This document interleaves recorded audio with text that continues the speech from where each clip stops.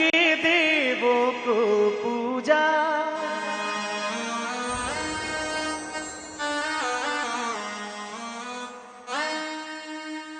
भगवान को लाख मनाया है।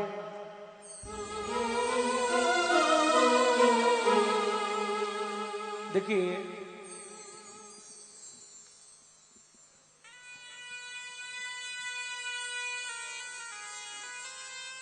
ऐसा क्या हो जाता है कि शादी के बाद में परिवार में माता पिता दुखी होते हैं। बेटी की जब तक शादी नहीं होती तब तक कोई माँ बाप आज तक कभी दुखी नहीं हुआ। हाँ, बेटों को लोफर निकल गए, वह अलग बात है, वो अलग सब्जेक्ट है। लेकिन अच्छा सा आज्ञाकारी पुत्र है और उसकी शादी नहीं हुई, तब तक प्रत्येक माँ बाप सुखी होते हैं अपने बेटे को लेके। लेकिन हमारा दुर्भाग्य है कि शादी होने के बाद में 60% उससे भी ज्यादा के आंकड़े आते हैं कि माता पिता उस बेटे के कारण, उसके बेटे के व्यवहार के कारण से दुखी हो जाते हैं। मैं नहीं जानता कि इसमें किसकी गलती है, लेकिन आपको कभी कभी महसूस होता होगा कि आखिर में कारण क्या है।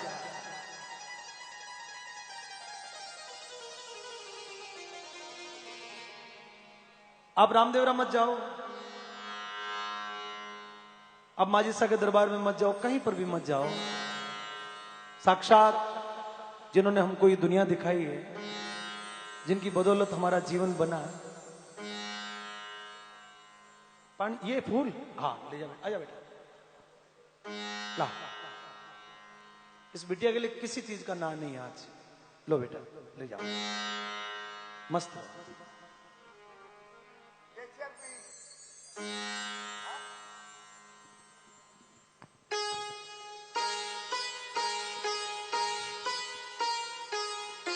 तो कुछ पंक्तियां प्रस्तुत कर रहा हूं। ये संदेश है कि क्या होता है कि औलाद नहीं होती ना। अजमाल जी को पूछो कि औलाद नहीं थी तब उनका जीवन कैसा था।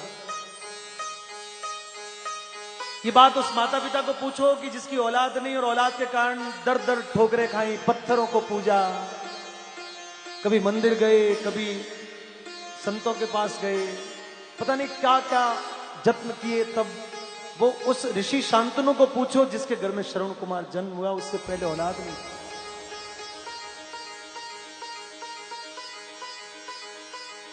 हमने सुना है कि श्रवण कुमार के माता पिता अंधे थे, लेकिन मित्रों आप इतिहास कभी उठा के देखना कि श्रवण कुमार का जब जन्म नहीं हुआ था उससे पहले वो अंधे नहीं थे, उससे पहले उनको दिखाई देता था। लेकिन पुत्र रत्न पुत्र मिले, उसके कारण से उन्होंने अपनी आंखों को निकाल के यज्ञ में आहुति के रूप में दे दी। आंखें नहीं होगी तो भी चलेगा, लेकिन पुत्र हो जाए तो बूढ़ापे में सेवा कर दे, पुत्र हो जाए तो जीवन धन्य हो जाए।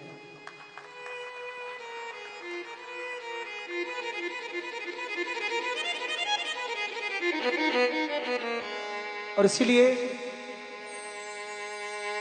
धरती के देवों को पूजा,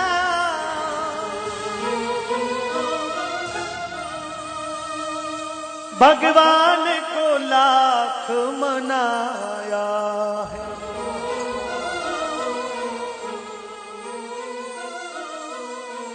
तब तेरी सूरत देखी है,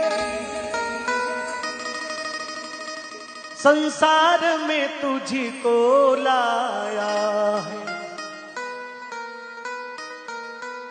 इन पावन लोगों के दिल को पत्थर बन कर मत तोड़ना, हर बात को तुम भूलो भले, माँ बाप को मत भूलना, उपकार इनके लाखों हैं, इस बात को मत भूलना।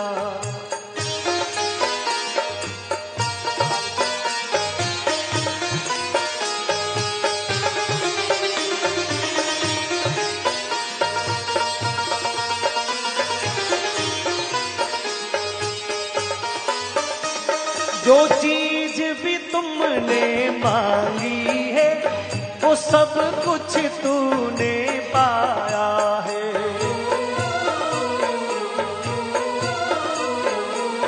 हर जिद को लगाया सीने से, बड़ा तुझ पे नेह लुटाया है। हम देखते हैं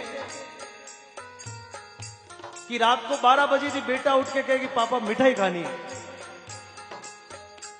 और यदि वो जिद पे आ जाए तो हमको उसको शांत करने के लिए निश्चित रूप से वो उपाय करना पड़ता है। माता मैंने बेटी केवल मेलों में जाती हो, छोटे बच्चे खिलौनों को देख के बड़े लालायित हो जाते हैं। मेरे साथ में तो बहुत बार होता है, पिता का सामर्थ्य हो या ना हो और उसने तय कर लिया कि मुझे तो उड़ने वाला हेलीकॉप्टर चाहिए, और पिता भली महीने के 5,000 कमाता और उस हेलीकॉप्टर के 4,000 रुपए लग रहे, तो भी ये सोच के उसको एक बार दे दिलवा देगा कि यार मैं कहीं से भी गुजारा कर दूंगा, चला लूंगा, लेकिन मेरे बेटे की इच्छा।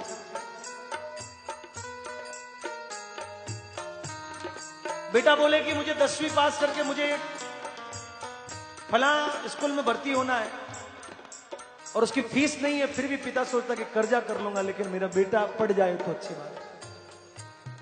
और यहां तक कि नहीं, बेटा बोल दे कि मुझे तो उसी से शादी करनी है, तो अपनी हैसियत ना होते हुए भी पिता एक बार तो आगे जाके सगा जी का हाथाजोड़ी कर देता है कि साहब ये रिश्ता मंजूर करो। और शादी होने के बाद यदि पत्नी कह दे कि हम तो अलग होंगे, हम साथ में नहीं रह सकते, इतने बड़े घर का काम मेरे से तो नहीं होता, और 2-3 महीने में यदि वो अलग हो जाए तो माता पिता किसके भरोसे? ये सोच के एक पिता कि बुढ़ापे में मेरा सहारा बनेगा, और जब वृद्ध अवस्था आती है तो बेटा साथ छोड़ देते हैं। वृद्धाश्रम हिंदुस्तान में खुल गए, और इसलिए लिखा है, जो चीज भी तुमने मांगी है वो सब कुछ तुमने पाया है।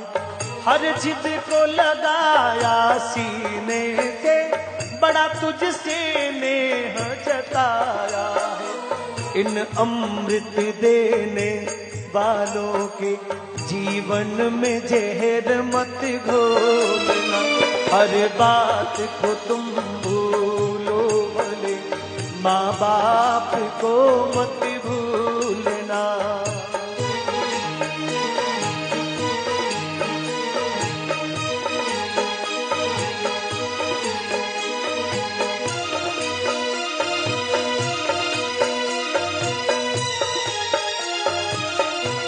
अंत में बेटा कलेक्टर बन गया।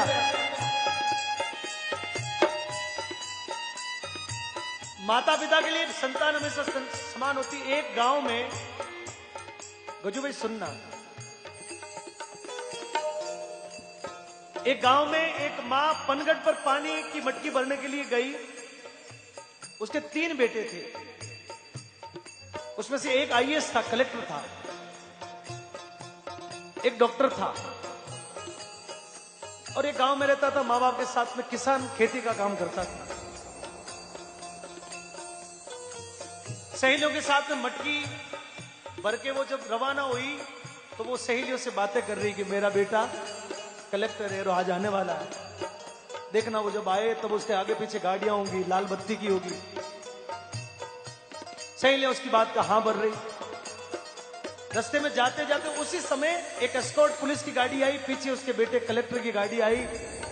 कलेक्टर ने शीशा नीचा किया, मां को बोला कि मां मैं आ गया, घर जा रहा हूं। मां ने बोला बेटा चल मैं पहुंच रही हूं। थोड़ी देर में डॉक्टर बेटा आया, तो वो भी फॉर्च्यूनर गाड़ी में बैठ के आया, अपने परिवार अपने बच्चों के साथ में आया। मां चल ही रही थी, मटकी ऊंचाई हुई। डॉक्टर बेटा आया, उसने भी बोले मां मैं आ गया हूं, घर जा रहा हूं, तू भी आ जा। बोले बेटा तू जा, मैं पहुंच रही हूं। पनगढ़ के पास में खेत था, शाम का वक्त हो चला था, तो जो किसान बेटा था वो खेती का काम करके घर की तरफ आ रहा था, और उसकी जैसी नजर पड़ी कि माँ ने इतनी भारी मटकी ऊंचाई हुई है। भागता भागता हुआ आया माँ के पास, बोले माँ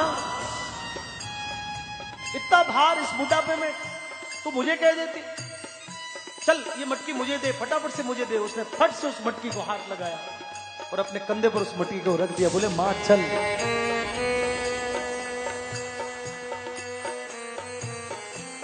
मेरा प्रश्न ये है कि तीनों में से बेटा अच्छा कौन सा हुआ?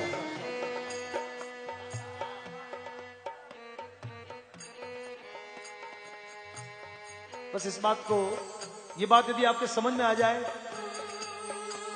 तो पूरी दुनिया समझ में आ जाएगी। ये बात समझ में नहीं आए तो फिर मंदिरों मंदिरों में भटकते रहो, रामदेव जी की जोत जलाते रहो, कुछ नहीं होगा। शांत शांत शांत शांत शांत शांत। चाहे लाख कमाई धन दौलत, ये बंगला कोट बनाई है। चाहे लाख कमाई धन दौलत, ये बंगला कोट बनाई है। माँ बाप ही ना खुश है तेरे, बेकार ये सारी कमाई है। ये लाख नहीं, ये लाख नहीं, ये खाक है सब। इस राज को मत भूलना, हर बात को तुम भूलो भले। माँ बाप को मत भूलना, उपकार इनके लाखों हैं। इस राज को मत भूलना, इस राज को मत भूलना, इस राज को मत भूलना, इस राज को मत भूलना, इस राज को मत भूलना।